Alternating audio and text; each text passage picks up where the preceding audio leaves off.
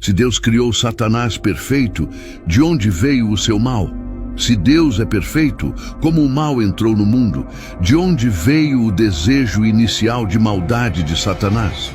Como todos os anjos, Deus criou inicialmente Satanás por meio do ministério de seu Filho Jesus Cristo, conforme confirmado em João 1, versículos 1 a 3. No começo, aquele que é a palavra já existia.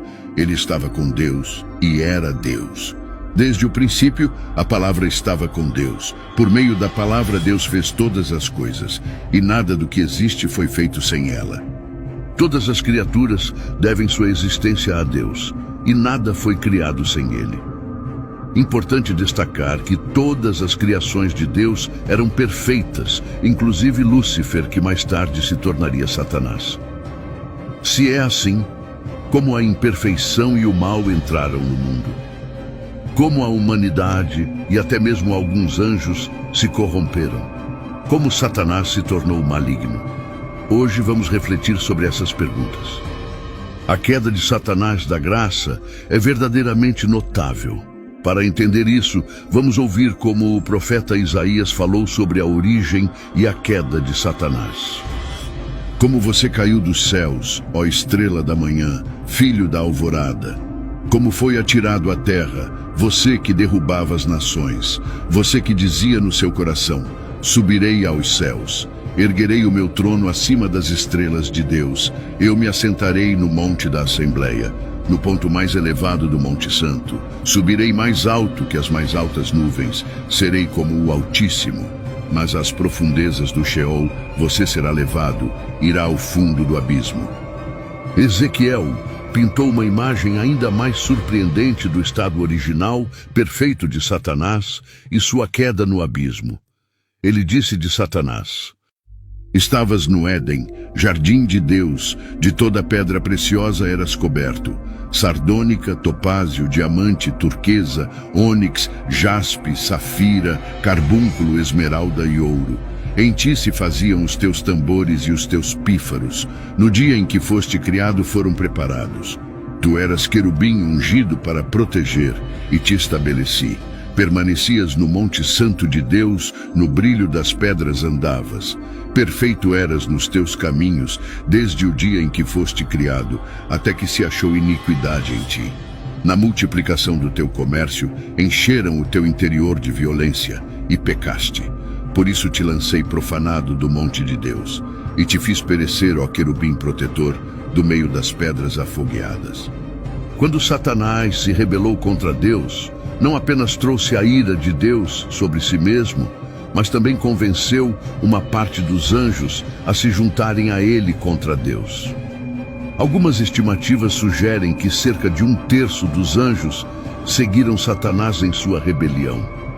Neste ponto, Satanás e seus anjos se tornaram verdadeiramente malignos e opostos em relação a Deus, ao seu plano divino e aos seres humanos que ele criou. A palavra perfeição captura as qualidades pessoais e morais excepcionais de Satanás em sua criação. Ele não era apenas cheio de sabedoria, mas também irradiava uma beleza deslumbrante. Possuía o selo da excelência, sendo perfeito em beleza e irrepreensível em seus caminhos desde o dia de sua criação. Tanto Isaías quanto Ezequiel testemunham que ele ocupava a posição mais elevada entre todos os seres criados no universo. Fica claro também que ele tinha um relacionamento especial e próximo com Deus. Ele residia na montanha sagrada de Deus, que simboliza o lugar da glória visível de Deus. No entanto, sem explicar explicitamente como ocorreu, o relato revela que a iniquidade foi encontrada nesse anjo supostamente perfeito. Como isso aconteceu? A melhor pista pode ser encontrada em Ezequiel 28:17, onde afirma: você ficou orgulhoso por causa da sua beleza, e a sua fama o fez perder o juízo. Então eu o joguei no chão a fim de servir de aviso para outros reis. Devido à natureza orgulhosa e egocêntrica de Satanás, sua sabedoria foi ofuscada. Ele se tornou obcecado consigo mesmo. meditando sobre sua própria beleza em vez de focar na glória de Deus. Isso levou à sua queda. Essa história destaca o perigo do orgulho e da auto-obsessão. Em Lucas 10:18, Jesus descreveu testemunhar a queda de Satanás do céu como um relâmpago. Para entender plenamente o que Jesus quis dizer, vejamos o contexto em que ele fez essa revelação. Foi quando os 70 discípulos retornaram após Jesus tê-los enviado para evangelizar e preparar o caminho para Jerusalém. Ao voltarem, estavam cheios de alegria e talvez orgulho pessoal. Eles relataram a Jesus: Senhor, até os demônios se sujeitam a nós em teu nome. Foi então que Jesus os advertiu contra o orgulho, dizendo: Eu vi Satanás cair do céu como um relâmpago. Jesus estava alertando contra o orgulho excessivo, indicando que o prazer com sua autoridade sobre os demônios não deveria levá-los a um orgulho excessivo. O orgulho é um pecado que pode levar a outros pecados, assim como o excesso de arrogância causou a queda de Lúcifer e sua expulsão do céu. Os discípulos deveriam ter cuidado para evitar esse perigo em seu ministério. Lúcifer havia se exaltado devido ao seu orgulho, e eles deveriam aprender com sua queda e permanecer humildes em seu ministério. Como consequência de sua má conduta e rebelião, Deus destronou Satanás, e ele foi expulso de sua posição privilegiada no Monte Santo de Deus, e veio para a terra após seu pecado original. Seu castigo o aguarda na forma de fogo eterno, como mencionado em Mateus 25:41. Satanás trouxe o mal para o mundo, mesmo sendo perfeito em sua criação, porque o mal se originou nele à medida que ele desenvolveu orgulho e arrogância, transformando algo de beleza e perfeição em pecado e imperfeição. Eis algumas das coisas que o orgulho levou Satanás a contemplar e tentar contra Deus. Ele disse: Subirei aos céus, mesmo já tendo acesso à presença de Deus. Satanás buscava residir no lugar de Deus. 2. Erguerei o meu trono acima das estrelas de Deus. A referência às estrelas simboliza os anjos, e Satanás desejava elevar sua autoridade acima de outros seres celestiais. 3. Eu me assentarei no monte da Assembleia.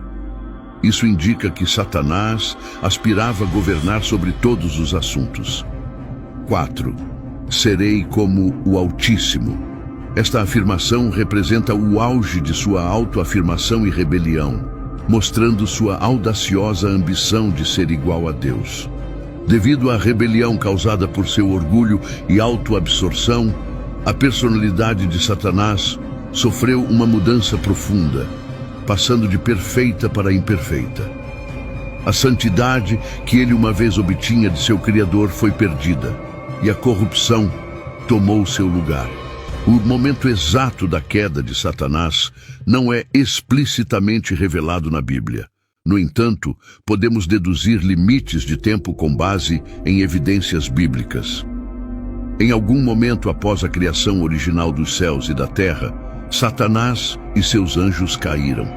Permanece incerto se Satanás caiu antes ou depois da criação da humanidade, mas está claro que sua queda ocorreu antes de Gênesis 3, onde é registrada a tentação de Adão e Eva.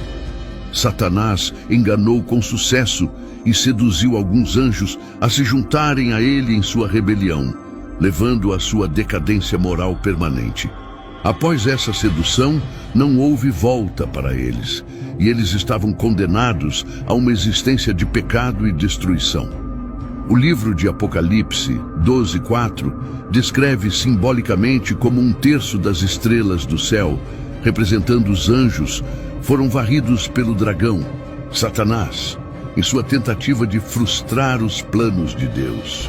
É crucial lembrar que a mesma Bíblia que registra a origem e a existência do mal também retrata Deus como completamente justo e perfeito em todos os seus caminhos.